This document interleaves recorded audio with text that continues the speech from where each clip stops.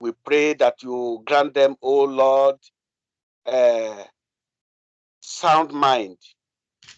Help them to express and to give to the church what we have given them for the church. We pray that you alone will take all the glory and honor in their life. We bless you, O Lord. We hand over everything unto you. Everyone that you use, we pray that at the end of the day, glory and honor be unto you and you alone. Thank you, Father. Take all glory, take all honor. In Jesus' precious name we pray. Amen. Amen. Amen. Thank you, brother. We're actually running out of time, so I'm sure that the next uh, program taker, Dr. Zuma, of course, I'm sure he's aware of that, so he'll run through the introduction very quickly. Thank you. Thank you very much. I don't worry. I received information that there are some people who are in different platform. I don't know if that is still the case. We need Yeah, to. good morning. I've just joined this one now. We went into the wrong link. So I don't know how you can pass the message on to people because what I copied, I think, is even the wrong one as well. All right. Oh no. Can somebody join that link and tell them that that is the wrong one? All right, If I'll they go can, out and I'll do that. I'll please do that. copy this one. You can copy this. I don't know if you can. Is I'll that do that, yeah. I can copy it. Yeah, okay? I'll do Can that. copy it and paste on that one. Let them click and join this one. I'm All right, really I'll do sorry. that now. Okay, no Thank worries. you Okay. very much. God bless you. You're right. I really want to thank everyone for joining today, and it is our heart desire. And Paul, when Paul was writing, so I desire that above all, as you are increasing spiritually, you also increase in all dimensions of life. And bearing that in mind, we feel that we need to expand our territory, expand our capabilities, expand our potentials, and see other areas we can actually maximize. We are children of God, and we're supposed to have the best. And when we have some people in our midst who experience in certain areas, it's good that we actually, go close with them and learn from them. And that's why we organize this program so that we can make progress, not only spiritually, but also financially and every other aspect of life. And therefore, today we have in our midst some experienced professionals who deliver training and talks to other people. And we feel having them in our midst, God can also use them to bless us. I'll quickly run through their list. We have the first person that will present today is Mrs. Olayemi Adelekon. She's going to be talking on training and retraining, and she has over 16 years of experience as a highly skilled in-house business, process and continuous improvement consultant in the UK financial services industry, performing strategic consulting in the areas of business transformation, processing, design, and improvement. She has her Lean and Six Sigma deployment, customer service delivery, research, operational strategy, and human resources management. She's the author of the books Flying High in a Polka Dot Dress and The Purposeful Life Project. These books are available on Amazon. She's passionate about personal development, entrepreneurial excellence, and continuous improvement. She is an accredited life coach, a blogger. Her website is purposefulme.co.uk, and a motivational speaker. She serves on the board of several charitable organizations and companies. Her passions include art and design, cooking, baking, reading, and creating motivational content. We are really privileged to have her in our midst as our member. She is the wife of our brother Dr. Matthew Adelekon. We are really blessed, and she's going to be taking us through training and retraining. Then after her, because I'm going to introduce all of them now, after her, we're going to have two presenters that will present concurrently on business opportunities and investments. The first person that will take is Mr. Matthew or Bro Matthew Obrepaya. He's an ordained minister of the gospel with particular interest in Christian discipleship, governance, financial intelligence, and leadership. Sorry, Bro Vincent. Sorry, I'm not Matthew. I'm sorry, did I say Matthew? Yes, sorry about that. I'm really sorry. My mouth is going free will. Forgive my mouth. His brother Andrew Onobrepaya. Sorry about that. His brother Andrew Onobrepaya, we all know him. He's an ordained minister of the gospel with particular interest in Christian discipleship, governance, financial intelligence, and leadership. He's a trained environmental engineer who holds chartered member status with a few UK and international institutions. He currently works as a senior program management professional with the Department of Health and Social Care. Andrew is also a licensed protection insurance advisor with All Financial Services UK.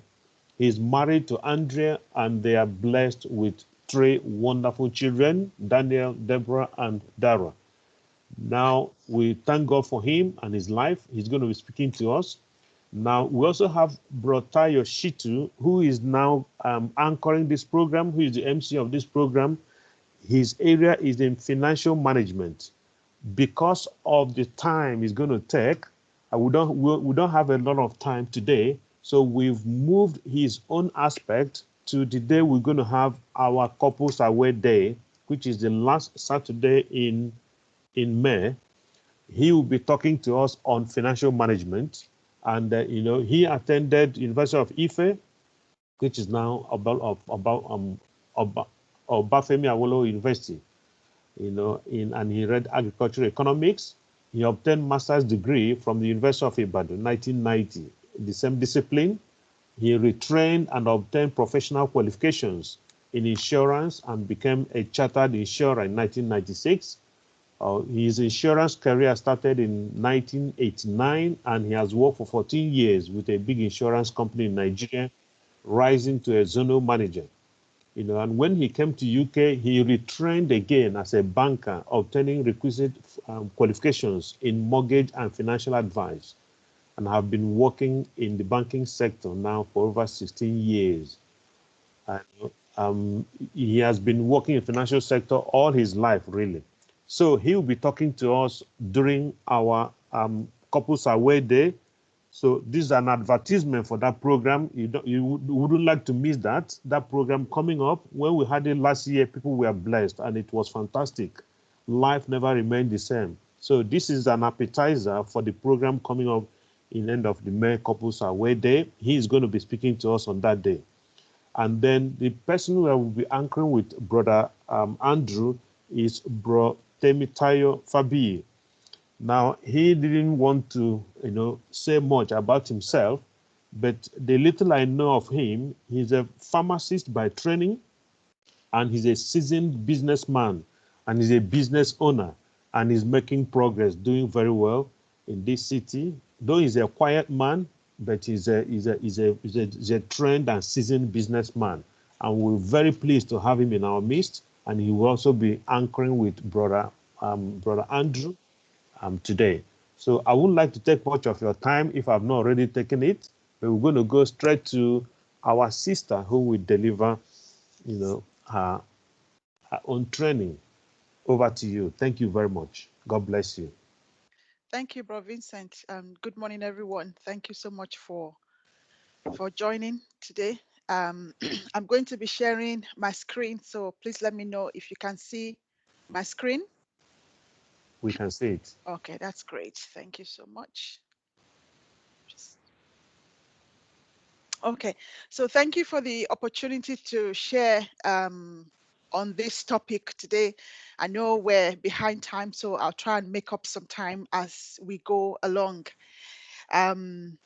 It definitely is a privilege to be sharing this, and a lot of platforms have had similar sessions because I think we're in a time where the world economy has taken a beating in the last year, going on almost 1.5 years, which is coming not long after the 2008 financial crash. So this is definitely a time for many of us to consider how to make money and to actually understand the fact that there's no such thing as job security. And so the term that I now look for is what I call income security. So you might not have job security, but you have income security. So income security is about having that sustainable means of income, which could come from multiple streams. It could come from multiple career paths, multiple career changes. So job security is fast becoming a thing of the past. But income security has to always be a thing of the present, because that's what puts food on our tables. So one of the things I also just want to touch on briefly is the fact that there's a change in our generation. So when I look at my father's generation, most of them had one career for life. So, and they were happy with their one career throughout their lives. That was the one thing they did. And they didn't have to worry. And for the most part, a lot of them only had challenges after they retired, because suddenly they felt lost, because all their lives they had been trained for one thing, they did that one thing very well, and then they retired from that thing. And for our generation, most of us are here not because this is not our birth country. So we have moved from place to place, and consequently, it's forced some of us to either change career paths or it's forced us to consider jobs that maybe we would not have done normally, because the focus for our generation is taking care of our family, surviving in a new land. But for the coming generations behind us, they are completely different. They are living in a world where they don't expect a job for life. So they expect as a norm to move jobs, to change careers, and we're the in-between generation where ideally we would want a job for life. But we're living in a world where that's no longer possible. And that means that our generation is actually the one that has the most challenge when it comes to the concept and the thought of training and retraining. Because for us, we're living in a bit of both worlds. We know the good old world where everything was fine and you could have a job for 60 years. And now we know this world where even though we would love that job, we know it can be taken from us at any point in time. So it's just for us to bear that in mind. And that means that we can't be fixed in our mindset. We have to be willing, we have to be pliable. And as we do that, I know that God would open doors for us and give us thoughts and insights. And my prayer is that as we go through today's session, that God would drop thoughts in your spirits, in your hearts and minds, and that He will begin to speak to us about what else we could do. What else we could do if we were willing to do something else? Maybe if you're willing to put that big house aside and have a smaller house, what else could you do with the income that you're able to free up from that? Because sometimes the things we want, there's always a price for them. The question is, are we willing to pay that price? So let's start by looking at, let's start by looking at today's realities. The fact is, AI, artificial intelligence, and automation is fast becoming part and parcel of the way we live. And because of that, very, very few jobs are going to remain untouched. Most jobs that we have today, in another 5 years, will be replaced by automation. It will be replaced by artificial intelligence. Even jobs that we think are permanently safe, even in the medical field, now there's artificial intelligence that can actually diagnose certain conditions. So we have to be careful not to think that our job is untouchable, but we have to constantly be looking at how could my field change? How can my industry change? And am I positioned to take advantage of that change? And am I willing to change even as the company, the job, the world changes? The other thing to call out is that companies have to always hire the best. And that also means that you're competing against the best. And so average is not going to be enough. But even hiring the best for companies is no longer enough. Now companies have to constantly think about how they reskill and how they upskill their people. So this is just a couple of slides that shows the reality of what's been happening in the past year.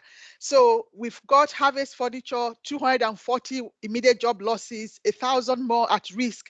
Just a few days ago, Debenham sold all its stores to, I think it was to Boohoo or so, one of these online retailers. And those retailers have already said, as part of the terms of the sale, that they are not going to retain all the stores. So all they want is the Debenhams brand, and then they will sell it via online channel. So just looking at this, British Gas, which again is an essential thing that people need, gas, but yet they've cut 2,500 jobs.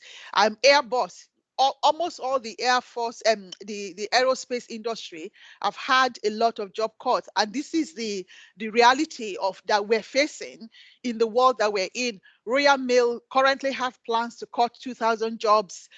John Lewis is talking about cutting jobs and closing some stores. EasyJet, 4,500. Upper Cross, that a lot of people get breakfast, they're talking about 5,000 out of their 9,000 jobs are to be made redundant. So a company like that, they are shrinking to less than half of their size. And this story, these are just some examples that I pulled out over the last year. But think about most industries, the same stories cut across them. Although there are still some industries that are recruiting even at this time, and we'll touch on some of those later. You know, the trends have showed the fact that we need adult retraining. Because of the technological changes that we're seeing, there's going to be both loss of jobs, but there's also going to be transformation of jobs in the labor market. And the way to avoid the loss of job is to be part of the transformation of jobs. And that simply means that as an existing worker, you are willing to gain different skills. And if I give a brief and quick example of that, prior to the 2008 financial crisis, we had a time in the bank, I think it was around 2004, when they decided to bring Six Sigma into the bank. But at that time, they didn't really force people to do it. And they wanted people to volunteer to do it. But because of how hard it was, you had to sit an exam, do a project over several projects over a period of 18 months, do an accreditation interview and everything else. People were not putting themselves forward. And at that time, I put myself forward to get that training, and I got that training. Fast forward, maybe 1 or 2 years after I got that training, 1 year after I got that training, one day I had a dream, and God said to me, you have the, I think it was 3 years after that training, and God said to me, you have the answer to the bank's problem. And I remember clearly saying back to him, the bank, we don't have any problem. And that was just like a month before the financial crash. And I was looking at our bank, and everything looked good on the surface.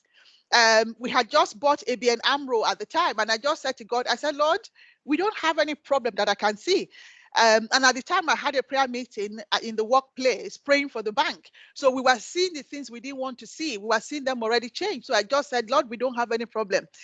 2 or 3 weeks later, there was a financial crash. And then all of a sudden, I got a phone call to say, come down to London. And I got to London and found out I was one of 12 people selected to come up with a 10-year strategy to bring Royal Bank of Scotland out of the problem we were in, which was almost bankruptcy, and to bring us back into profitability. And I looked around that room. I was the only woman. I was the only Black person. And then all of a sudden, it made sense when God said, you have the answer to the bank's problem. And I realized that in that room, as we worked together for a couple of weeks, coming up with a 10-year plan, which was exactly what the bank executed for the next 10 years in the bank, I realized in that moment that I was the one that had a different mindset, and that I needed to be in that room, because when they were all willing to just go for job losses and job cuts and redundancies, I said, no, we have the skills to save money by removing waste from our processes. And that was the strategy that we went with at the time. It was closer to the 10 years, after the 10 years, that they began to now let more and more people go, because we had started to really improve the processes. And that's the kind of thing that I mean by we have to be willing to transform with the labor market. We have to be willing to look at what's going on in our workplaces, to take advantage of things that are available to us, even when we don't feel we might need them just yet. We have to be willing to pay that price, because that's what prepares us when the jobs around us are being transformed, that people already recognize that we're people that can move and transform with those jobs. At the same time, we're willing to learn, and we've demonstrated our ability to learn new skills. And all of that together kind of stands us ready for when there's a call for action. And when there's a call for action, only those who are ready to answer that call can say, here I am, or here am I, send me. So as people work longer, the need to adapt to changing careers is becoming greater.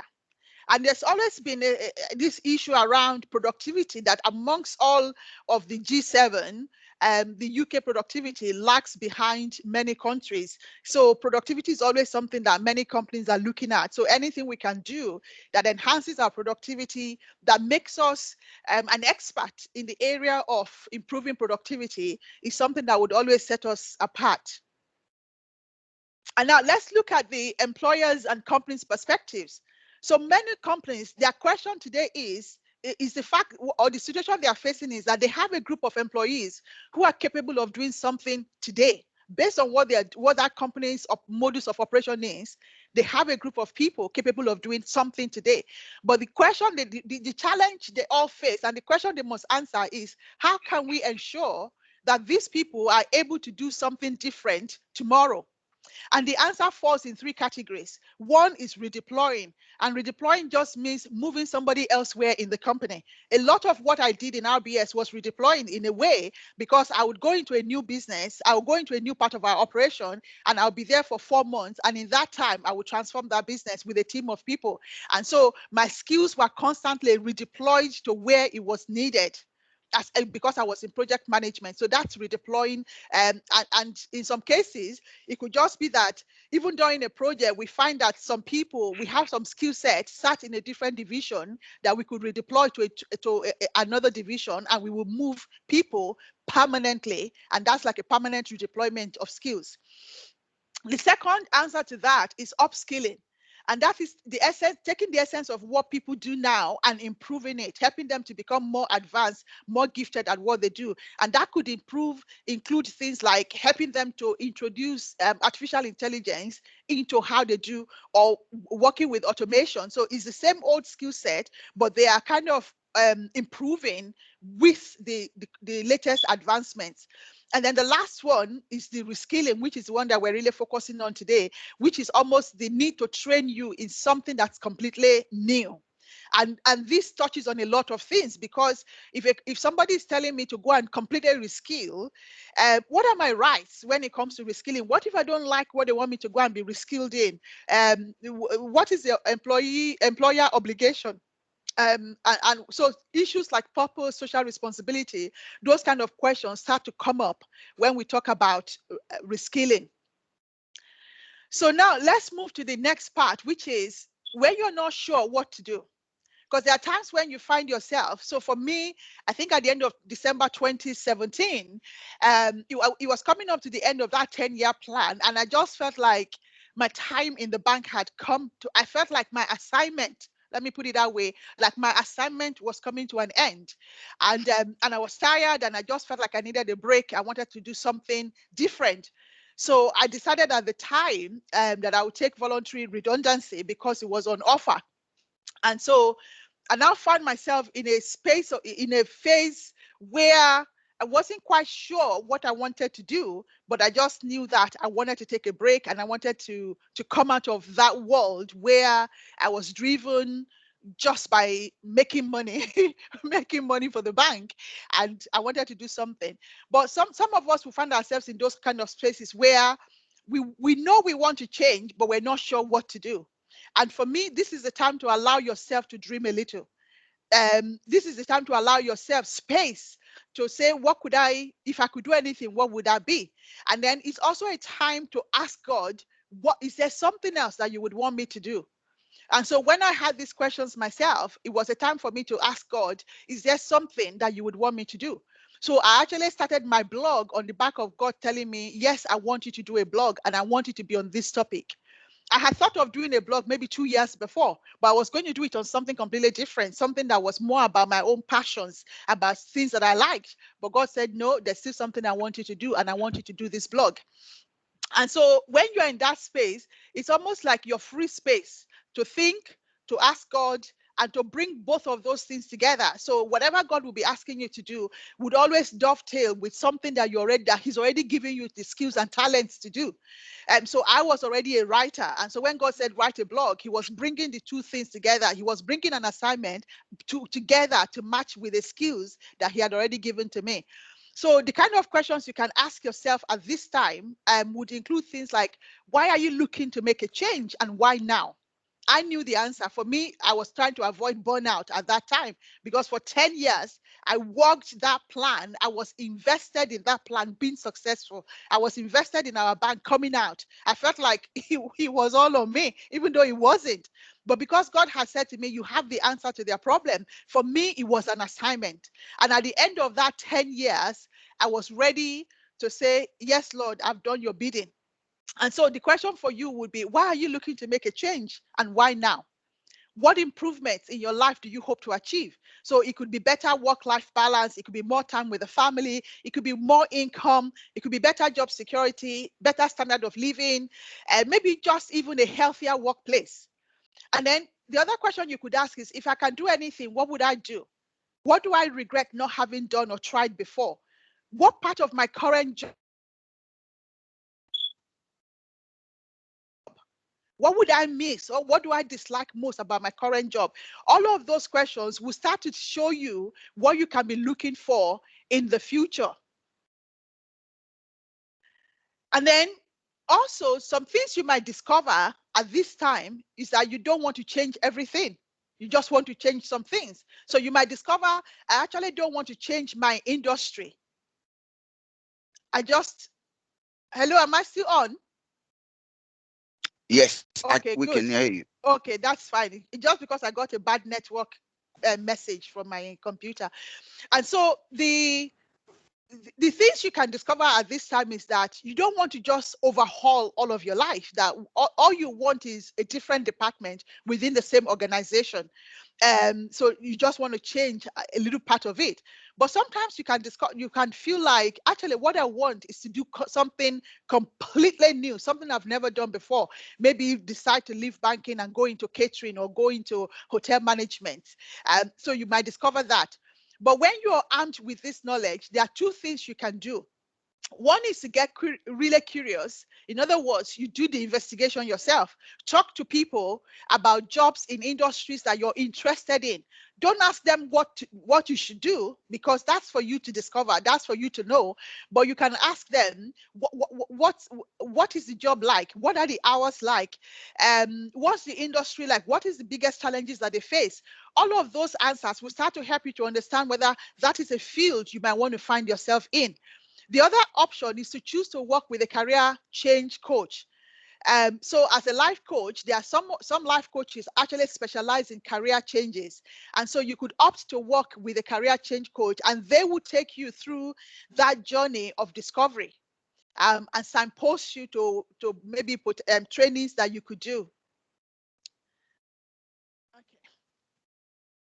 So next is just, I'm not going to talk about this in too much of detail. There are some jobs that will naturally never go away. They might change in some form or shape, but they will not go away. So we're always going to need medical professionals and people in the health sector. We're always going to need people in the law enforcement agencies. We're always going to need teachers and the legal industry. And trade work, plumbers, electricians, mechanics, we're always going to need them as well. And drivers, because we're now in a global world where things have to move from producer to consumer. So anything that has to do with the transportation network that links goods and people is also something that will not go away. So now let's just look at a few jobs that COVID-19 has highlighted a need for. And I don't want to think it's only COVID-19. I think it's just the world changing in general. Because before COVID-19, as part of the strategy for coping with, for achieving for achieving our income target in the bank, we were already looking at remote working. Before then, it was everybody has to be in the office, and we felt people, we must see them on their desk, at their desk working. But when the financial crash happened and we needed to save billions and billions, then one of the things was, let's look at our footprint as an organization. Let's look at our property footprint. So how many properties do we have all over the country? And we soon found out that sometimes on one street in London, we would have 4, 5 RBS buildings owned by the RBS group.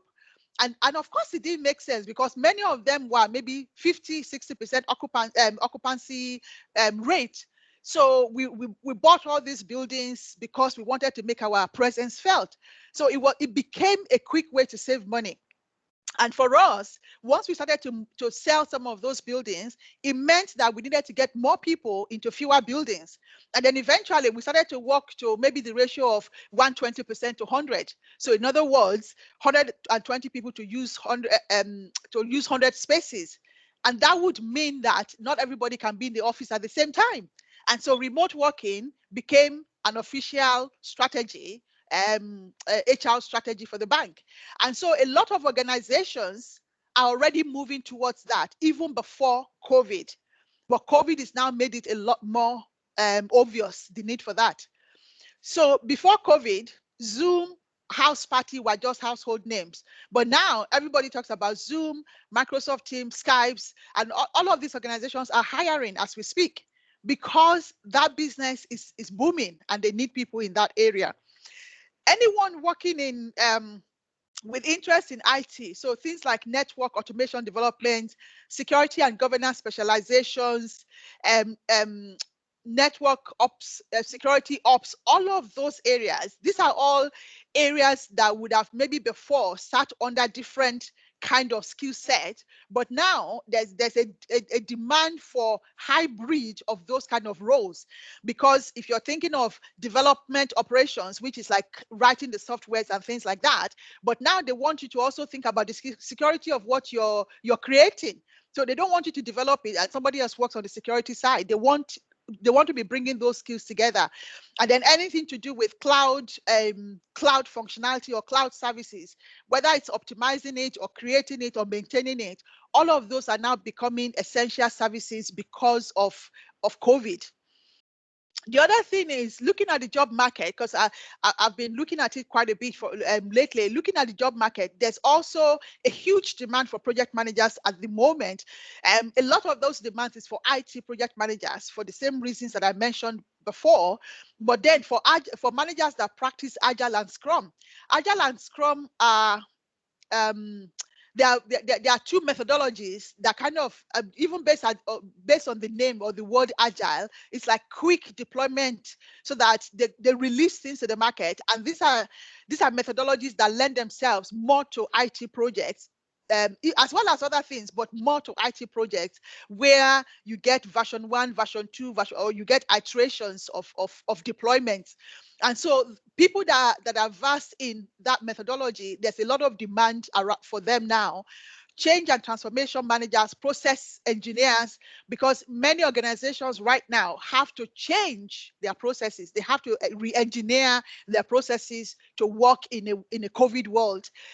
Even small retailers have to change because suddenly, if people are not coming to your doorstep, how do you now get your products to them? So most small retailers are now on Instagram. They are now on online platforms, and all of those are all technology driven. So other things that COVID-19 has highlighted a need for, health and social care. So again, that continues to be a huge demand area. Even things like 111, 999 call handlers, and you don't even need to be medically trained for those for some of those jobs that is within the health and social care sector. In the retail sector, yes, there's a lot of demand for jobs, but not the kind of jobs that we're used to. Now, a lot of the demand sits on the delivery side, sits on the packing side. So as supermarkets are like processing online orders, then they need certain people that work in more within their warehouse system and their packing processes, so more around their logistics side of their businesses rather than on the retail side of their businesses. And again, if you look at the average supermarket right now, you can see the introduction of their technology, because because of COVID, they are now encouraging more and more people to self-serve, so that there's less human contact, less people touching your cards and things like that. So that's how we can start to look at how the COVID is demanding changes in the way all of these other companies work. Farming is another thing. So lately, there's been a reduction in how in the mobility of people. It's more challenging to move around, and UK especially has always relied on people coming in, on migrant workers coming in to help at certain seasons. But if it's going to be challenging for them during the COVID period, the farmers are still planting. So what's going to happen to their crops? So again, that presents an opportunity for British workers, not necessarily to go and do the farming if you want, but actually you could have like a recruiting agency that supplies staff to that industry. So it's not as simple as I'm asking you to go and pick strawberries, even though there's nothing wrong with that, but it's about thinking about how do we service that gap that now exists.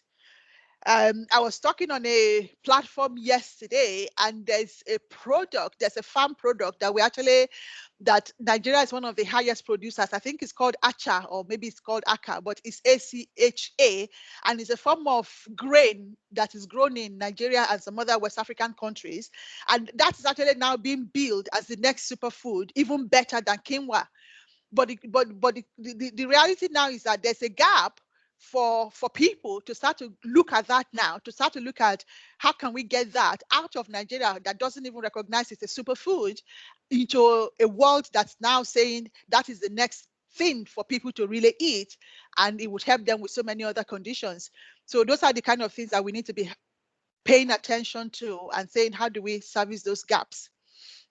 Other jobs are like fitness. So in the fitness industry, a lot of gyms are closed. So there's a lot of personal training opportunities that have arisen, health apps. So if you are into app development, this is the time to start thinking about apps that bring health and beauty and hygiene all together in one thing. Healthy food companies are booming at this time, introducing food that would help people live better. And then cleaning and hygiene is also one of those businesses that not only are they advertising for roles, so there are lots of roles in the cleaning space, but this is also the time to look into setting up cleaning businesses, because many organizations need that. Other things are just here which you can look at when the slides are sent out, but it's just looking at, for me, the thing is, if a job can be done remotely, then this is a time for us to look into those jobs, any job that can be done remotely, and ask ourselves what opportunity lies in that remote, that job that can be done remotely. Because if you can see an opportunity, we can tap into it. Search engine optimization roles, those are big now, because if everybody is online, then everybody is wanting their own website to be seen. And that automatically means that anybody who can optimize the search engine to make sure that your website is seen, people are hiring them on staff, like permanently, having people that just work for their company, who work as a search engine optimizer, whose job every day is to look for ways to make sure that their website is right at the top. So the next question we now ask is, are you ready for a career change? So if you are convinced that a career change is the only thing that will make you happy, or is necessary, either because your industry, your company is closing down, then asking yourself the following questions can help you identify what your new career might be. So the questions are, what are you interested in? What are your skills and experiences? And can you apply them in a different way? So my own core skills and experiences are as a project management, but I can apply them in pretty much any industry with a bit of tweak. So if I wanted to go into pure industrial pure industrial area, there are some things that I will go. There are some tools that I will want to learn to use in my Six Sigma toolkit that maybe I haven't used a lot in banking. If I wanted to go into transport and logistics, then there are tools like maybe the spaghetti diagram that I haven't necessarily used a lot of, but that would become useful in that kind of industry. So there's a little bit of maybe add-on training that I would do because I already have the core skills. So you have to think of yourself and ask yourself, what are my experiences? What are my skills? Can I apply them in a different way? Can I apply them in a different industry? Then the third thing is, what do you want? So what is the driver? Because if less stress and responsibility is what you're looking for, or less paperwork and admin, that would define or rule out certain sectors for you. And if you want less time spent traveling, you would not be applying for a sales role that says UK travel expected. And that's why you need to define what you want. The next thing is look at what makes you stand out. And that's what they refer to as the USP, the unique selling point. What is your specialist area of expertise? And if you don't have one, but you think you might want to retrain, then this is the time to now start thinking about, where do I want to carve out a niche for myself? And then the last question that's really important is, are you willing to retrain and start from the bottom again? There are times when you retrain and you can start at the middle, but there are times when even with retraining, you have to be willing to almost restart your career again. When we moved from the West Indies to the UK, in the West Indies, I was responsible for producing the budget for the island and writing the budget speech for the Prime Minister. And it was a big deal. But when I moved to the UK and I started in banking, I started again on the counter with people that were maybe had just finished their sixth form. So I was there with my MBA and I was sat next to somebody with a sixth form. And that was my job. And I remember at the time that there was another Nigerian lady, a lawyer, who was also a friend of mine who was also given a job, and she just said, Yemi, I can't start from the bottom. And I said, well, we have to start somewhere. And 4 years later, by the time I doubled my salary, she was still waiting for the job that was right for where she believed she should start from. So we have to sometimes be willing to start from the bottom, because we know that there's only up that we can go, and how fast we go up is dependent on us, and we have God on our side. And so with those two things, you can start from the bottom. You can be willing to start from the bottom, but then have a goal for yourself to say, in 3 years time, this is what I'm going to do. In 5 years time, this is what I'm going to do. And then you put steps in place. So while I was on the counter, I was doing my banking exams. And so I don't think I spent more than 2 years on the counter before I went into business banking. And then I don't think I spent more than 2 years, or maybe 1.5 years on each side, because by 3 years later, I was in project management and had tripled my income. But that was in 3 years. But what if I refused to start that job that was paying me £10,000 at the time? It was 10,000. After all the tax, I think it was like 8,000 something. So at the time, even Matthew joked and said, once you pay for childcare and petrol, you don't have anything left. And I said, I have to start somewhere, and I'm not going to just sit at home. So I'm just sharing that example, or those examples, to let us know that starting from the bottom is not the worst thing that can happen to us. Not having a plan to leave the bottom, that is the worst thing that can happen to you. But starting from the bottom, having a clear plan and willingness to work that plan to move to where you want to get to, and have a goal and work that plan to make sure you achieve your goal, then that is where God would want us to be. So what are the reasons for the retraining we've been talking about? Sometimes it's driven by a desire to learn new things, or to follow your passion, or reduce stress level. Sometimes it can be driven by a desire for a change of pace. So maybe your current job is fast paced and you want a change of pace, you want something calmer, and then you decide, I'll go into a different field that I know the pace in that field is different, and I'll be able to operate in that pace. And that could happen with us getting older. So if my current job demands that I'm running around and everything, I might want a job that says, you know what, I can't be running around, running after 3 or 4, 5-year-olds anymore because it's telling on my body. Now I'm going to look and move into adult learning. So I'm still in education, I'm still in teaching, but I'm now moving from kids to a pace where I'm not actually having to run around little ones. It could be that you're bored or you're not happy within your current career, or you're facing redundancy, or just the fact that you recognize that you need to be more satisfied with your work. So any and all of those reasons are reasons for retraining. I want to quickly touch on some barriers to retraining. So there's lack of interest. In other words, we want the change, but we don't want to go through the pain of the retraining can be painful. So we don't want to go through the pain of retraining. It could be the work or time pressure, because many times when you're retraining, you're doing it on top of your current job. And as a woman, you're doing it on top of also being a housewife. And so it can be challenging. A lot of the times when I was doing my banking exams and I was doing my Lean and Six Sigma qualifications, I was also a full-time mom, and sometimes Matthew was working away from home. And so I would get the kids from school, take them to their after-school activity, teach them their schoolwork to prepare them to go to grammar school, then put them to bed, and then I'll sleep for a couple of hours, wake up and start studying, and then I'll go back to bed for a couple of hours in time to get them ready for school. And that was my routine for probably 3 or 4 years. So there's a cost. And then on Saturdays and even some Sundays, I would go back to the office because that was my time to use the system, to do my study and maybe work with data.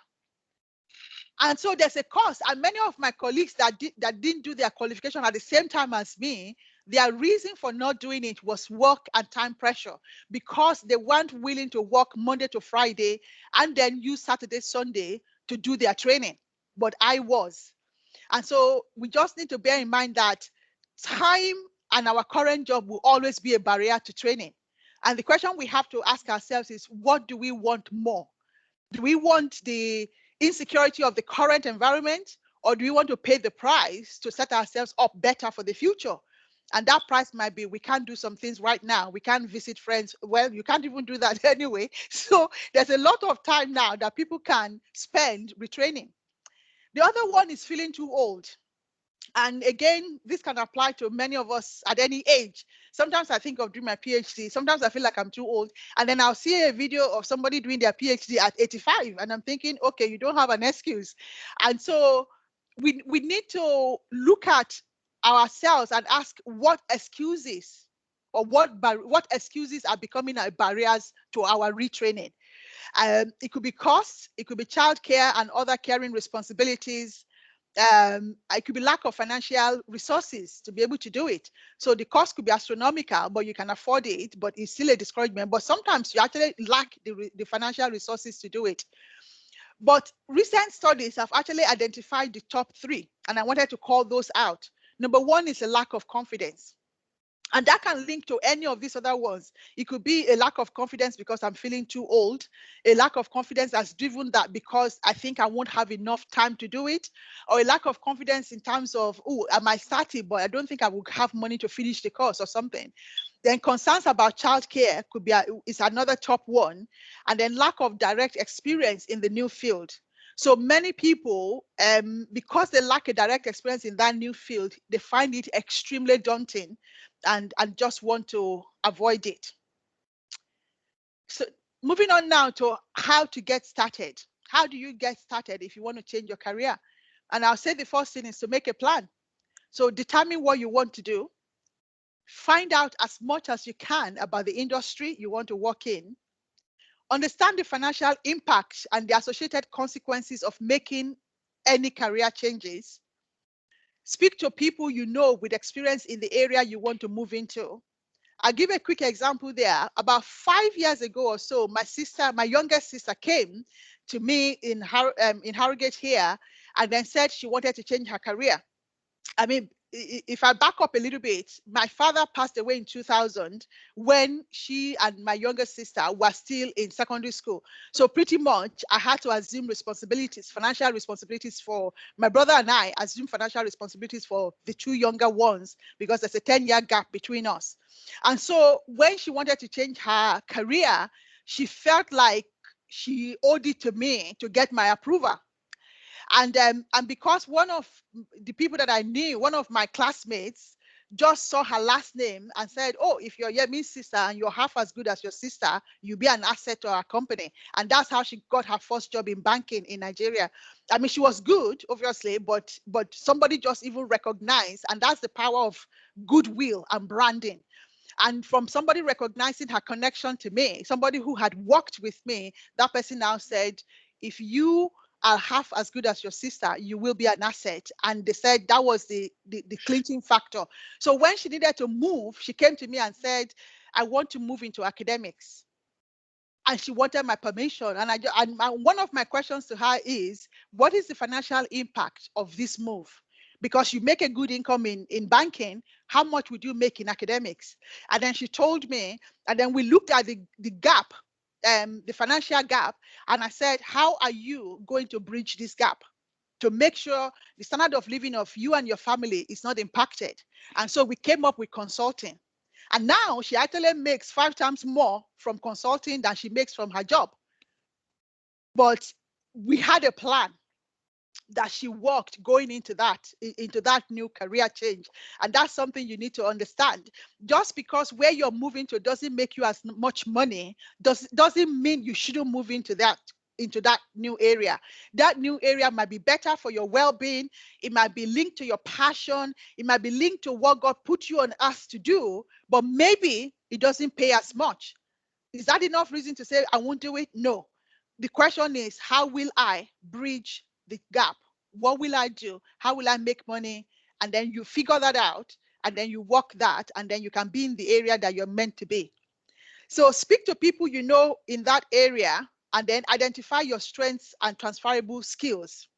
Once you've done all of that, then you need to rewrite your CV and bring out all of those relevant skills. Create your professional profile if you don't already have one. Then learn any new skills that are required. And then for me, it's about getting your CV and your cover letters out, and you start applying for those jobs.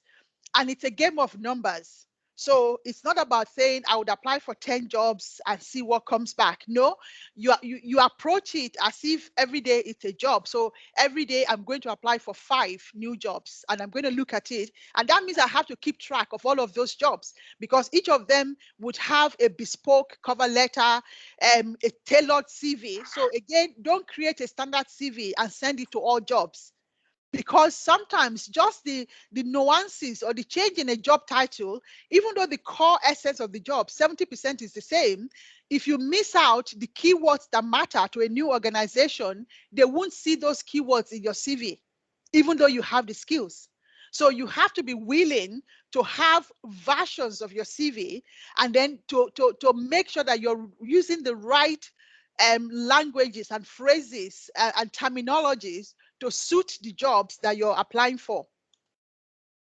So I just want to, coming to an end now, I want to just touch on the available support.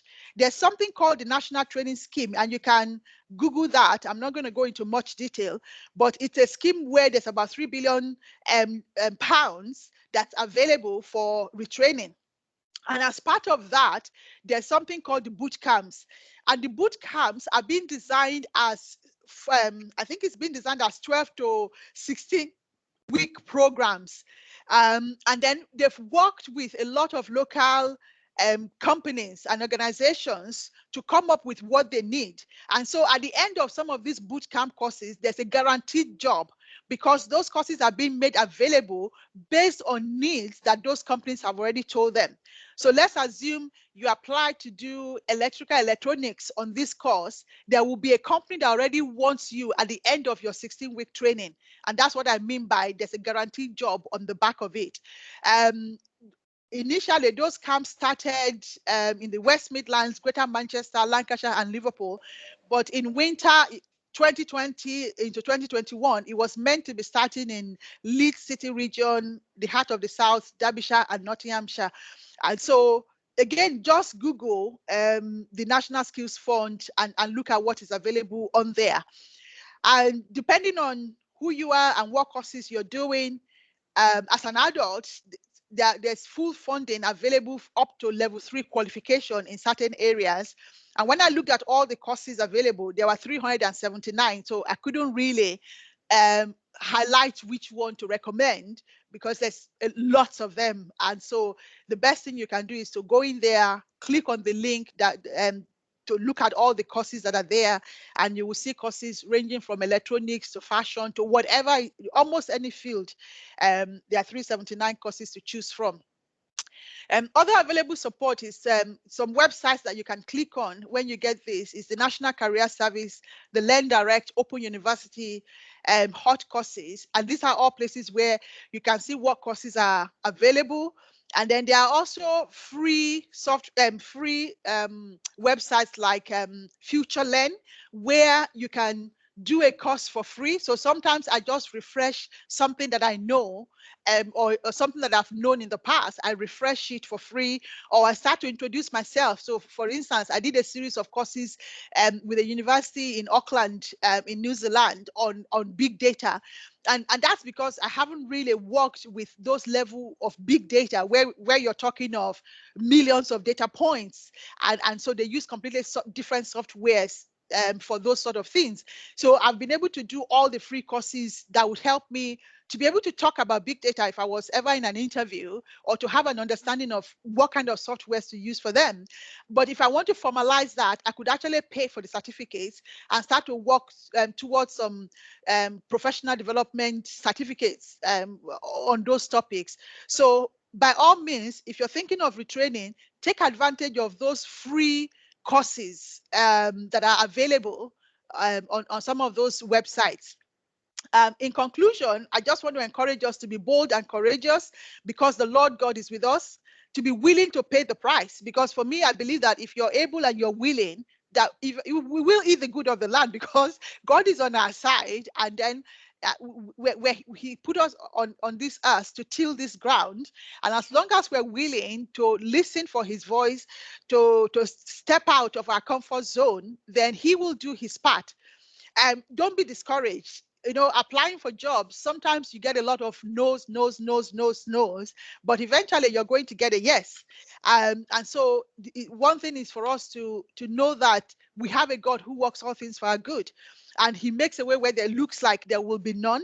And so when we're getting all these no's, don't let it be something that turns you off and say, maybe that's him saying I should just stay where I am. It could just be that, no, you have to keep going and you have to keep striking. For me, is to trust in the Lord always and to look to him for that direction and that guidance for any new areas that we might want to go into. I just want to encourage us to go after your dreams and desires according to his plans and purposes for you. As I mentioned earlier, my blog started because I said, Lord, is there something you want me to do that I haven't yet done? And he said, yes, do this. And so for me, it's a question that I try to ask God at least once a year. Is there any other assignment that you would want me to take on? Is there something else? So apart from opening your eyes to see what opportunities are around you, tapping into your passions, into your skills, there's always that space to just ask God, if you could give me an assignment right now, what would that look like? And then if you hear his voice and you think about the assignment, then you kind of think, well, okay, yeah, I'm going to say yes to that. And I just want to end by just leaving Jeremiah 29:11 with you. And it says, for I know the plans that I have for you, declares the Lord, plans to prosper you and not to harm you, plans to give you hope and a future. Thank you. Thank you so much. Thank you, Sister Yemi. This is exciting. I'm really excited at the prospect of, getting the knowledge to make a change. And I'm sure that most of us are excited as well. And one thing I noticed from the presentation today is that we have to be willing to actually change. We have to be willing to pay the price. There is a price to pay when we reskill. There's a price to pay when we want to retrain. There's a price to pay when we want to make a change. And I'm sure that we have loads of questions. Unfortunately, we are running out of time, but then we still have to have some questions. But do we have questions? Or do you want me to start? I have a question really, but do you want me to start with any other person before I share my testimony as well? Oh, there's a hand being raised. Okay, who is that? Can you identify yourself, please? The first person is Entinosa, and the second person is Kayode Adeboye. Excellent. So let's have Etinosa first. Etinosa, please. Etinosa, you can unmute yourself and ask your question. Oh, my dear. Oh, sorry. Good morning. Morning. I raised my hand. It was a mistake. I just joined the program not so long ago.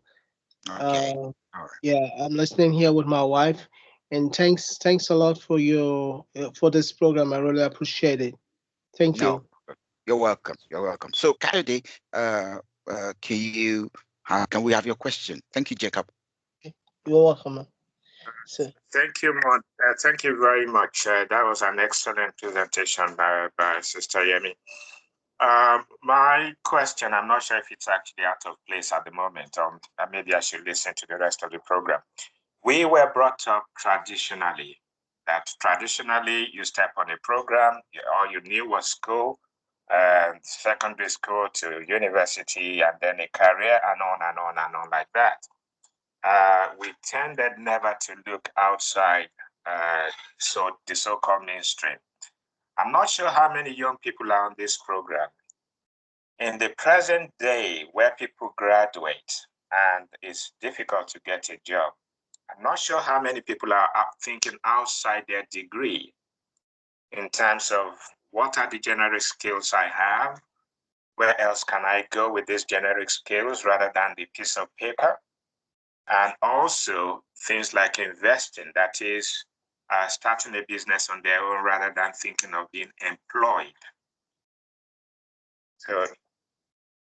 So really, that's my question. How can we encourage our young people to think outside just the piece of paper, which is the degree?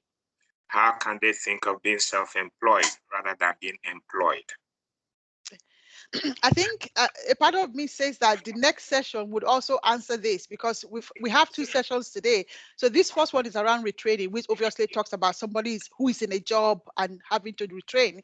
But we're also going to be talking later, not we, but the rest of the team are going to be talking about business opportunities and setting up businesses. So I think as the OFNC, we're straddling both of those.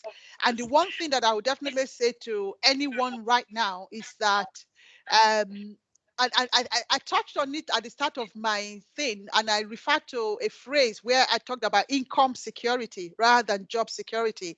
And so for me, it's about how do I generate income, not how do I have a job that pays a salary. So generating income can come from multiple streams. It can come from businesses, starting your own business.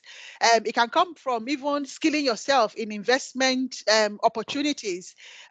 Trading is something you can do, like online trading. When I say online trading, I'm talking of shares, and those are things you can do from home. So yes, I definitely think that we have a challenge for this current generation, that we're living in a world where there isn't enough jobs, there isn't job security, but there are lots of opportunities for them to start their own businesses. I think for me, as a Nigerian, I think we have some cultural issues that we have to overcome. One of them is trust. There's a level of distrust amongst ourselves that makes it difficult for us to be willing to partner in businesses. So that's number one. Sometimes there's a desire to want to own it all rather than recognizing that there's power in partnership. So I was talking to a friend yesterday who was wanting to raise, I think it was 175 million to start a company in Nigeria, which the Bank of Industry had already committed a certain amount. And the challenge we have is that they are trying to buy the land from their father, who had 3 wives. So the challenge is in trying to get every member of this family to understand that this new business will make them more money than that land that's just sat there. But all of them would prefer to sell that and then quickly pull out their money and spend it. And so those are the kind of cultural challenges that I'm referring to. And that would take much more than this. It would take the family networks and even universities actually changing their training programs and encouraging people about the opportunities, not just about waiting for jobs. So it's a big ask, but it can be done. Excellent. Thank you. That, I think that question was good, Kayode. Obviously, like you have said, and I didn't identify, we're not sure how many of our young ones are on this program. Some of the things that have been said today are going to be talking to them directly. And obviously, if you look at the demographics of this fellowship as well, you have a large chunk of us in getting into the latter part of the year or the years of working. And of course, they'll be thinking of retirement. So are there any questions, or should I ask my question now? I think while I'm waiting for the next question, I'm going to ask Sister Yemi to tell us what are the implications or what impact could somebody, I mean, a couple of us, a couple of people in the demographics who are tending towards their retirement, because at some point we have to retire, don't we? So obviously, with regards to career development, some of those people, obviously, I know you've touched on the fact that some would say I'm too old or I'm this, I'm that, but of course, you still have to retire, even if you want to reskill. What are the implications, and what are the things that you would think are very important for people who are thinking, okay, now is the time I'll be looking to downsize, I'll be looking to look down and retire. I mean, should I still be looking to reskill, upskill, or to retrain myself? What do you think about that, relating retirement to upskilling? Yeah, I think for me, when I think of retirement, I think there are things we retire from, there are things we never retire from. So I was reading an article not too long ago about the difference between your career, your vocation, and your calling. And so we can retire from our careers, but we never retire from our calling. So for me, I have a calling as a writer and a calling as somebody that motivates people. So I can retire based on financial or maybe 9-to-5 job, but there are things that I can still do to add value to society, and that I can still do to even still make money, because I can make money from the content I'm creating while I'll be retiring from my 9-to-5. But because it's to do with my calling, if it doesn't feel like a job, because now it feels like I'm doing something that I was actually put on earth to do. I think if we're talking about retiring, is there still opportunities to reskill? I think there can be, yes, because even when we're retired, there are some areas we can go into. So we can go into the voluntary sector to continue to use some of our skill set.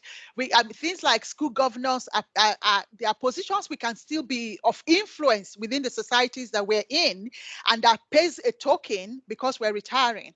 Obviously, before we talk about retiring, we need to look at what preparations we have made for that retirement. And do we have enough income waiting for us? And do we have it in the kind of portfolios that are also income generating? So when I'm talking of these other examples of working within your vocation or working within a voluntary sector, I'm talking about those whose financial port is already adequate.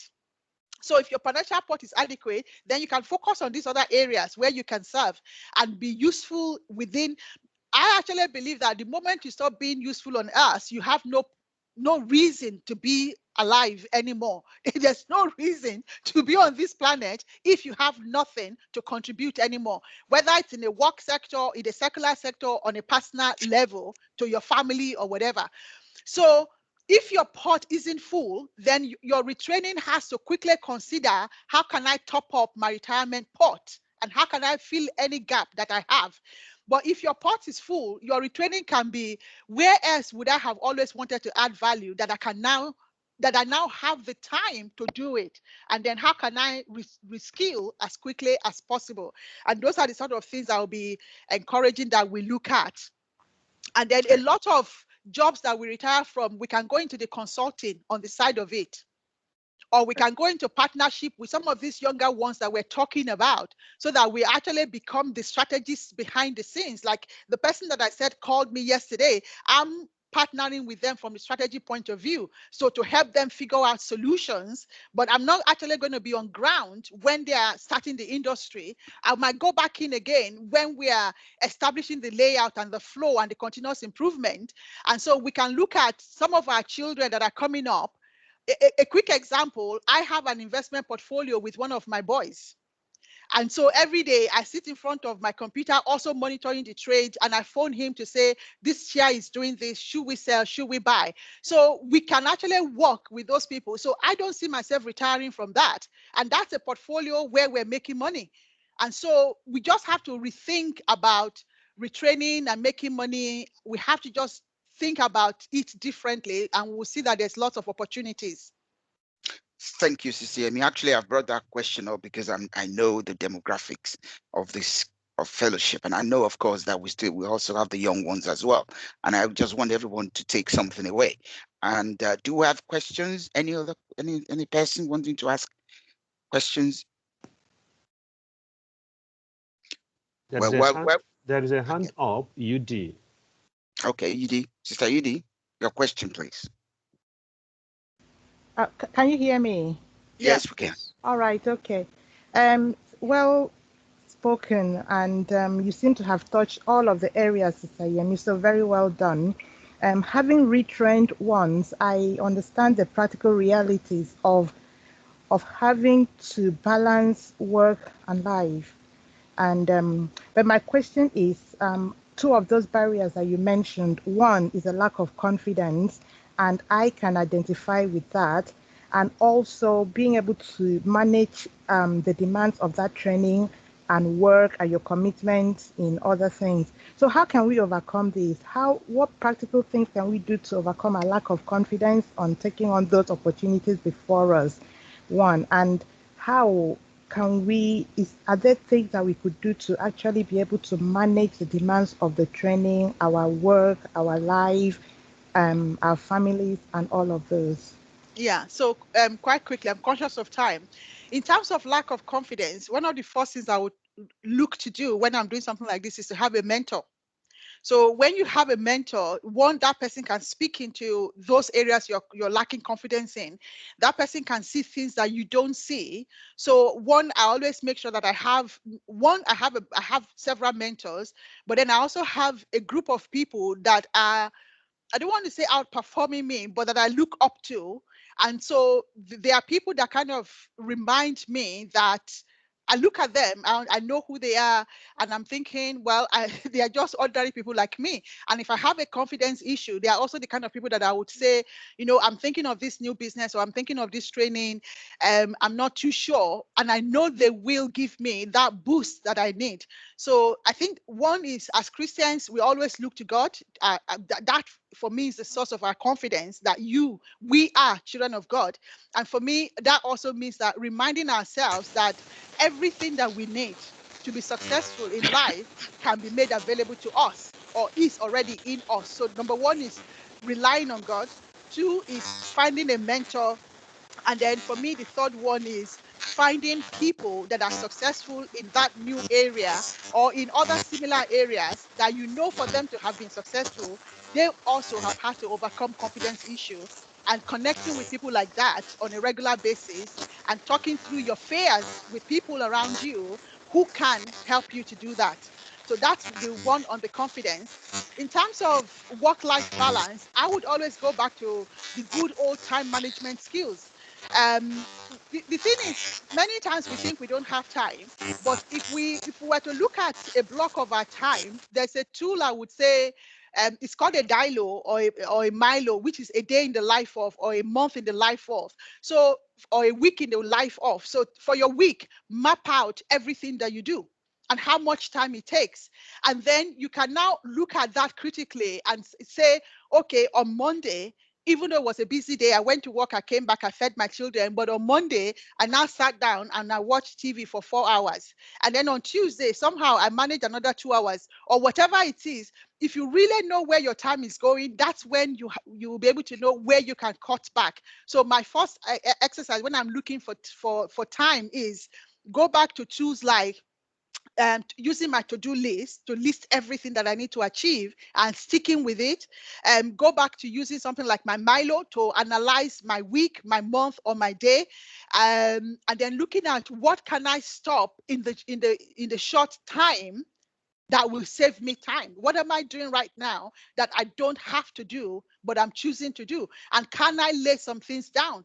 Because there's an opportunity for us to be able to say that, okay, here's my schedule, but can I lay something, a task down for 2 weeks or 3 weeks or a month, and I'll pick it right back up? And I think we need to explore that, and especially in organizations like the OFNC, where we can help one another to say, even though somebody is the children's leader, can they have somebody deputize for them if they have exams coming up?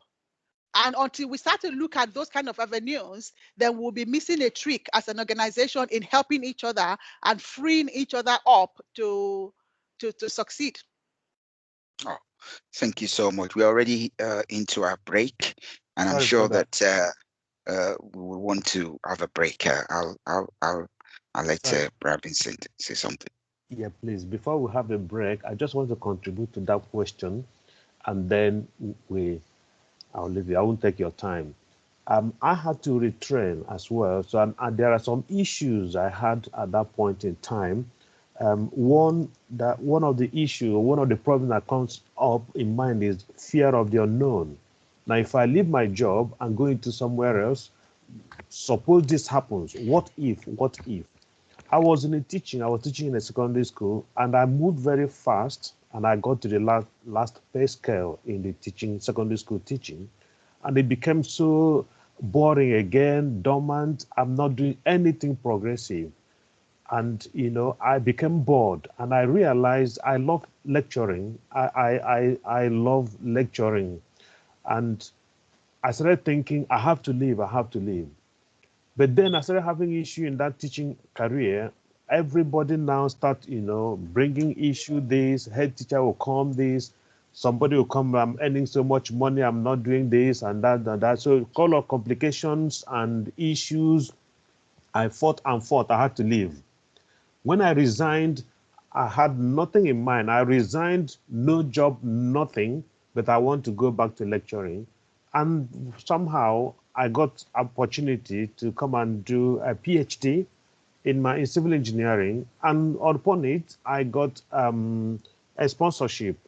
Now, when I got this, I was still teaching. When I was about resigning, I had nothing. But when I resigned, I gave them 4 months. Within these 4 months, I was able to get this sponsorship, it was called admission and everything. And, God being on our side, we can do all things. The PhD training went smoothly. 3 years I finished, published so many papers during the PhD with the experience I had where I was coming from. And then fear of unknown came again. But God being on my side, my supervisor was leaving immediately I graduated. And because I was helping him, anchoring him in taking his lectures, there's no other person to take over from him apart from me. And it happened at the right time, and I had to switch into lecturing, and that's how I became a lecturer in the university. So just want to encourage us. Sometimes the future might look bleak, and we'll be afraid of the unknown. But being Christians, God goes ahead of us and make ways where there are no ways. And it's just there waiting for us to come. So let that be at the back of our mind. We are the children of the Most High God. God is there with us, and He will make a way for us where there are no ways. Amen. Thank you. Thank you, Bro Vincent. And people can also, I think this is also the time for spouses to step up. So if your spouse is retraining, even if she's the main or he's the main person that keeps the house, if there's a need to retrain, then there's a responsibility on the other person to think, how can my own schedule also change to support this other person? And I think it's that give or take that needs to happen at the family level, at the OFNC level. If those people are in certain positions, that we could free them up. Yeah, so I think we can all help each other. Thank you, Sister Yemi.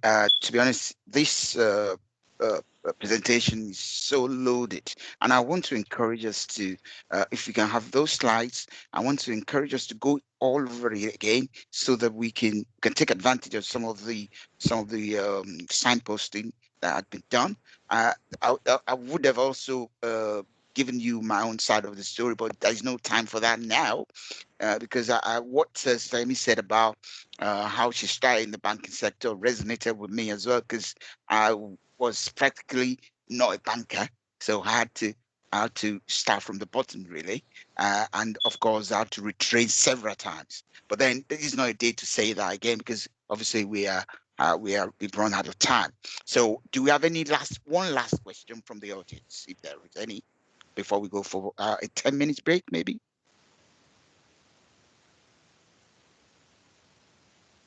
Okay, so is there a hand being raised by Sister Tai, I think? Yes. Yeah. Okay. Sister Yeah, Emily, thank God for your life and thank you for the program. I've enjoyed it. There's a question I want to ask, and I believe some people too will have that same question. Now you have a career, but you want to do something different, something that can be like it's another source of income, that it might be something you are passionate about. So how do you choose this other career or I don't know if I'm getting my question across very well. How do you choose something else to do that can be like a source of income? Second stream, like a second stream of income or additional streams of income. Yeah. Yeah, I think you already answered your question in asking it, because you touched on something that you're passionate about. So when you're thinking of something else to move into, it can come from different angles. It can come from something you've always wanted to do, something you're passionate about, or a gap that you spotted around you. And so when we touch on some COVID-driven gaps, so you can look at it and say, what gap exists within my local community or within a certain need? It can just be even a service that you feel like you need all the time, but you always find it difficult to access it. And then now asking, how many more people need this thing? And then if you start to figure out that it looks like this is needed by a lot of people, you could do a bit more research. With Google Docs these days, with SurveyMonkey, you can create a free survey with 10 questions. You can gather information just like any big organization would and start to understand if there's a demand for what you're thinking about. So for me, is that where there's a demand, then there's an opportunity to supply. So one is to look for what demand areas exist that I see. What issues or what problems can I solve that I see around me? And then the third thing would be, what are my passions? What are my desires? And is there something that I've always liked? And can it be monetized? That's another big thing. You can have a passion that's not easy to monetize, but you can have a passion that can be monetized only on a small scale. But you have to ask yourself, how scalable is my passion? So it needs to be something that is scalable.